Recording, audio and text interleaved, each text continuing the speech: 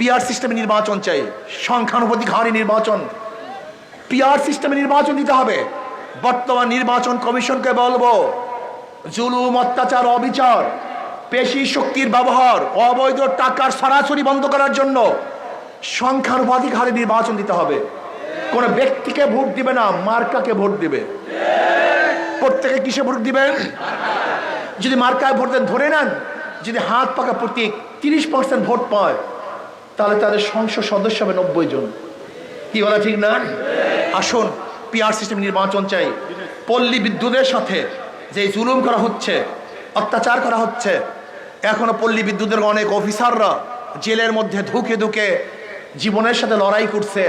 আমি বলবো যে বর্তমান জ্বালানি কমিশন যিনি আছেন, তিনি তদন্তের ভিত্তিতে যারা দোষী তাদেরকে শাস্তি প্রয়োগ করুন, আর যারা দোষী না তাদেরকে ছেড়ে দেওয়ার ব্যবস্থা করুন।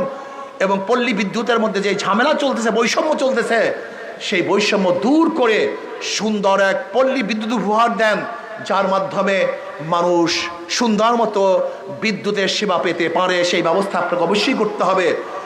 আর গ্যাস, ভোলার গ্যাস ঘোলায় বন্টন করা, এটা তাদের প্রায়োরিটি। এবং ভোলার গ্যাস যেন আমরা বরিশালেও পাই, বরিশাল বিভাগেও ভোলার গ্যাস যায়, যেহেতু জাতীয় সম্পদ, এটা কোনো ব্যক্তিগত সম্পদ না। ভোলার মানুষও উপকৃত হবে। পার্শ্ববর্তী বরিশাল বিভাগেও যদি ভোলার গ্যাস দেওয়া হয়, তাহলে সেখানে ইন্ডাস্ট্রিজ গড়বে, বরিশালের বিভাগের মানুষ সেই ইন্ডাস্ট্রিজে কাজ করবে, কর্মসংস্থা বাড়তে থাকবে, বরিশাল বিভাগটা আলহামদুলিল্লাহ অর্থনৈতিকভাবে চাঙ্গা হয়ে যাবে। কাজে আমরা সবাই সমৃদ্ধভাবে এই দেশকে গড়ার চেষ্টা করি।